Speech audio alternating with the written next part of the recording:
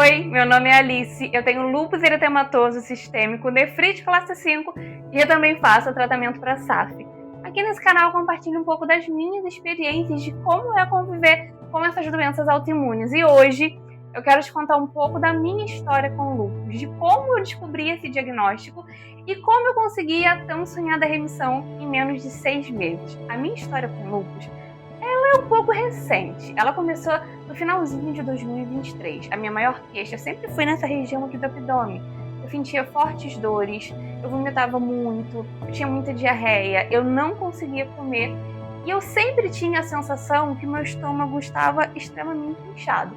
Eu procurava ajuda, eu ia em consultas, eu ia em emergências e os diagnósticos eram sempre muito vagos, porque os exames davam normais, tanto exames laboratoriais quanto exames de imagem.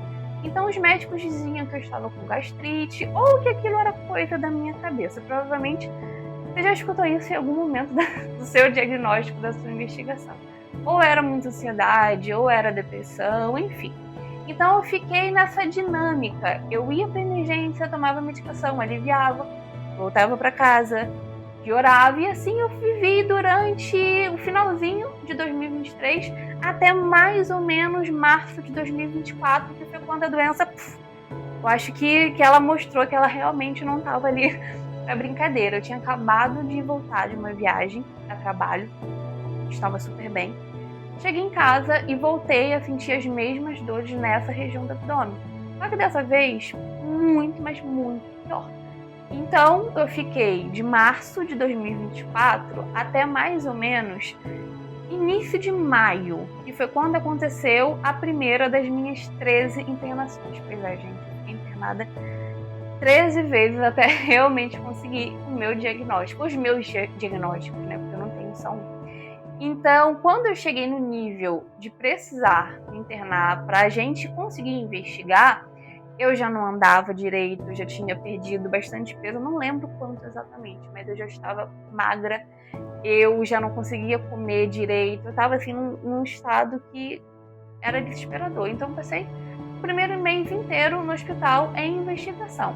Conclusão, saí de lá com o diagnóstico de endometriose. O que isso tem a ver com lúpus? Eu não faço ideia. Mas hoje eu não tenho endometriose, graças a Deus. E eu achei que o meu problema estava resolvido, procurei ajuda fora, fiquei mais ou menos um mês ali bem, né, entre aspas, até que no meu corpo começaram a surgir vários linfonodos, que são os famosos ímbulos, nessa região do pescoço e também na parte interna do meu corpo. E ao mesmo tempo que começaram a surgir esses linfonodos, eu comecei a sentir muita febre, eu ia perdendo cada vez mais a força de andar. O meu cabelo, ele era muito grande, ele começou a cair e eu totalmente perdida, porque eu procurava ajuda e nada acontecia. A minha situação só ia piorando. Um detalhe também é que durante esse período eu tinha muitas infecções urinárias. Era algo assim, gente, a cada 15 dias. Eu nem sei se isso é possível, mas sentia uma ardência, era uma coisa assim horrorosa na hora de ir no banheiro. Então procurei novamente ajuda e nesse meio tempo eu fui internada várias vezes, só que dessa vez, se não me engano, foi em agosto mais ou menos de 2024, me internaram novamente e foi aí que surgiu a hipótese, a gente acha que é lúpus. Por quê? Isso em julho de 2024, porque lá em maio eu já tinha alguns exames reagentes para lúpus, só que ele sozinho talvez não fechasse um diagnóstico, então foi ignorado naquele momento. Então surgiu essa hipótese, eu saí da internação com uma consulta com um reumatologista marcada, fui super empolgada, falei, não, agora eu vou descobrir o que é esse detalhe, tá? Eu estava um caco. Por favor, produção, bota uma foto aí em algum lugar dessa tela, para vocês entenderem a minha situação naquele momento. Então, fui na consulta com o reumatologista, chegou lá, ele olhou os exames e falou, olha, você não tem lúpus. Ele descartou totalmente essa possibilidade. E começamos a investigar o que? Linfoma, câncer. E ali bateu o meu desespero, porque a gente saiu de uma coisa que era grave para uma outra coisa que era tão grave quanto lúpus. Então eu fui procurar um oncologista, toda aquela saga novamente.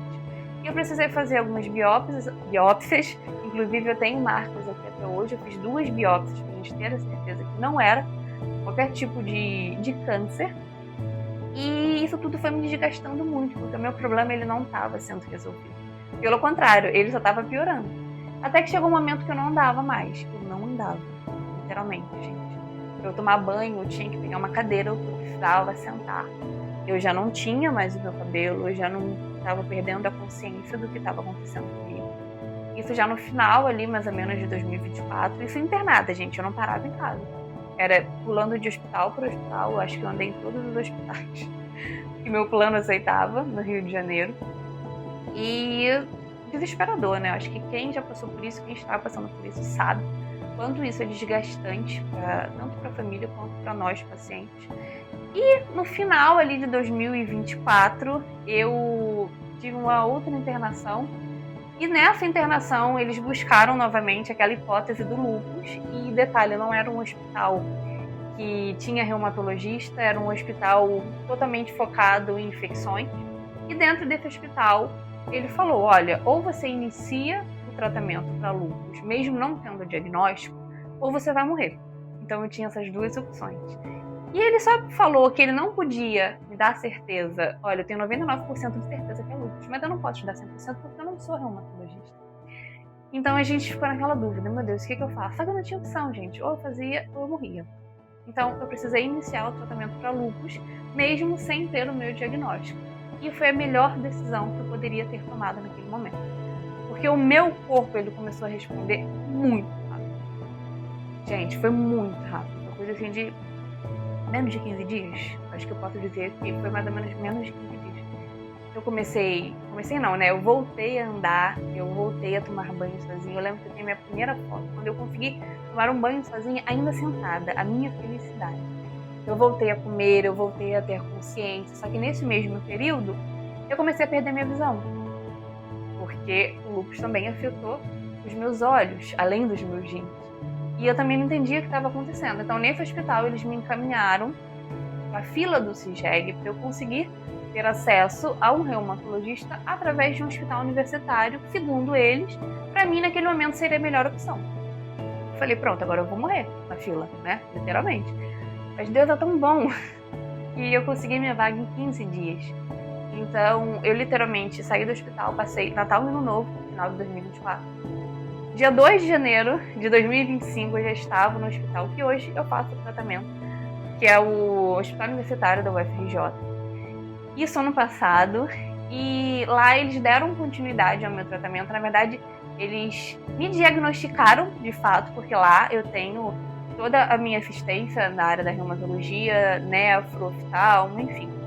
E lá eles me diagnosticaram com lúpus eritematoso sistêmico, nefrite classe 5, e também eu faço o tratamento para SAF, e fora as outras coisinhas que a gente vai tendo, né? Tenho glaucoma também nos 2 olhos, enfim. É muita coisa, gente. Lúpus, eu tenho a sensação que ele nunca anda sozinho, né? Então, depois que eu descobri, graças a Deus, o meu corpo ele foi respondendo muito bem, porque eu via notícias sobre lúpus e eu falava, meu Deus, acabou pra mim. Agora eu tenho lúpus e acabou a minha vida, eu não vou ter vida. Eu entrei totalmente no desespero. Mas como eu falei pra vocês, o meu corpo ele foi respondendo muito bem, mas ainda assim, durante o tratamento não foi fácil. Eu precisei fazer uso de medicamentos quimioterápicos, eu fiz 6 sessões do ciclofosfamida, eu tive pneumonia durante esse processo. Apesar da minha melhora, foi uma melhora assim um pouco difícil, sabe, de acompanhar. E meu cabelo voltou a cair, e foi um processo bem chato, bem doloroso.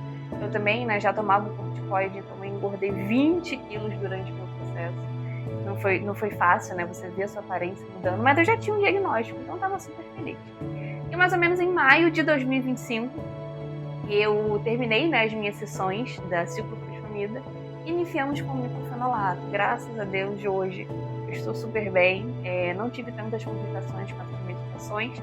Hoje eu já não tomo mais, hoje eu já não tomo mais o corticoide, só que é muito imprevisível, né? A gente espera que eu consiga manter essa remissão por muito tempo para que eu não precise voltar com o corticoide. Hoje eu já tenho uma autonomia muito boa, hoje eu acho que eu estou conseguindo me adaptar muito bem à minha nova realidade. Hoje eu consigo andar, hoje eu consigo comer, consigo cuidar da minha casa, eu estou voltando ao trabalho, estou voltando à faculdade agora. E meu cabelo voltando a crescer. E eu tenho pra dizer pra vocês, eu acho que foi um processo muito doloroso, mas um processo também de muito aprendizado. Eu posso dizer que hoje eu sou uma outra pessoa e que hoje eu consigo enxergar a vida de uma forma diferente. Hoje eu consigo ver que eu tenho muita força e antes talvez eu não conseguia ver com tanta clareza, sabe? Então é isso, gente. Eu espero que eu tenha ajudado. Se você já recebeu o diagnóstico, se você ainda está nessa busca do diagnóstico, qualquer dúvida, deixa aqui nos comentários. Um beijo e até breve!